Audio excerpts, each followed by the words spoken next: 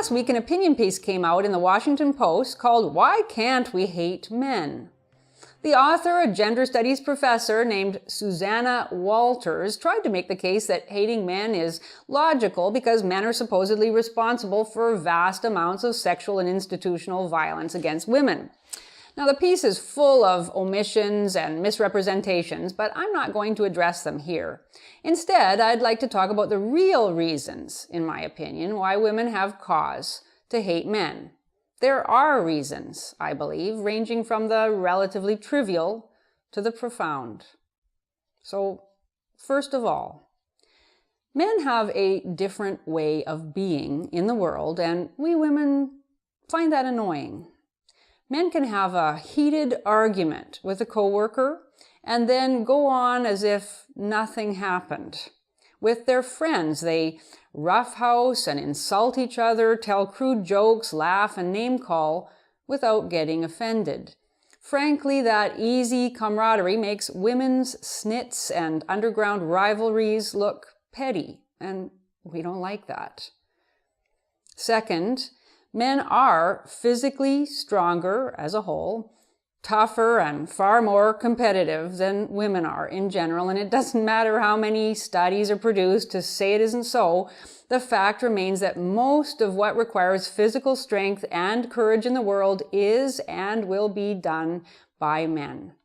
Men are so physically superior, as well as more determined and mentally tough, that top-level male athletes make millions of dollars to dazzle sports viewers with their grit, speed, and grace. We women are angered by the fact that men are paid a lot more than women for playing the same sports, because who watches women's hockey or football with the same pleasure and interest as men's? We women have complained about this fact. We've forced television networks to give equal time to women's sports despite low viewer numbers, and we've claimed till we're blue in the face that it's all a matter of cultural sabotage. But the fact remains that male athletes are a joy to behold, and that burns us up. In general also, men age better than women. A man in his 70s can still be sexy and can attract a woman half his age and can father children with her, while we women are past our sexual prime by 35. And this is cause for deep bitterness. Third, smart men's brains are really super smart and everybody can see it. Look at the list of Nobel Prize winners for chemistry, physics, and medicine, the unfakeable categories. They're almost all men. Men who dedicated their lives to intellectual pursuits for the benefit of all. We've made it a hate crime to talk about this fact, and we've bullied large corporations, fashionable companies, Western governments, and Western universities into hiring women in droves to try to disguise the fact. But the sheer power of men's brains is something that no amount of affirmative action can entirely cover up or counter, and it makes us sick with envy. It's hard not to notice also that men have a genius for humor. Nearly all the great comedians are male, and men can make us laugh even when we don't feel like laughing, and that can be pretty infuriating. It's impossible to ignore that the roll call of great artists and musicians, that's majority male as well. Fourth, and more seriously, men just do too bloody much work in the world.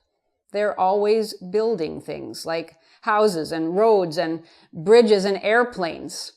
The offices and classrooms that equity hiring female professors use from which to issue their condemnations of men were of course all built and maintained by men.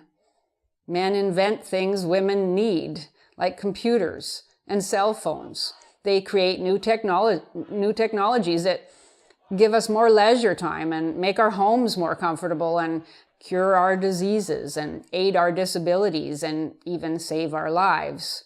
They work far longer hours overall than we do.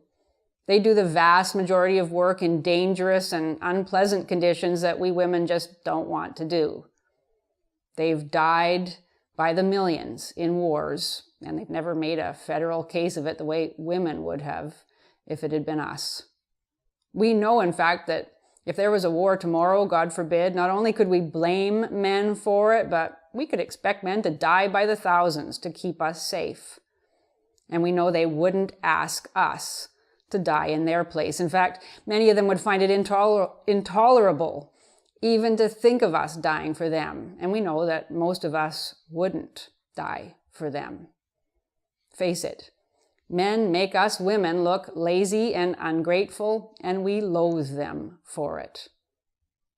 Finally, and perhaps most importantly, men refuse to hate us despite our constantly saying they do, and their lack of hatred makes us look like hypocrites. Despite all the demands we make, the names we call men, the lies we tell about them, still the vast majority of men in the Western world treat women well. Why aren't men in a rage all the time like so many of us women seem to be? Why don't they write articles expressing their hatred? Why aren't they marching and wearing genitalia hats and standing up to give their tearful testimonies and creating whisper networks about us and working in concert to get us fired or put in prison and trying to get all the laws changed to disadvantage us as we are doing to them?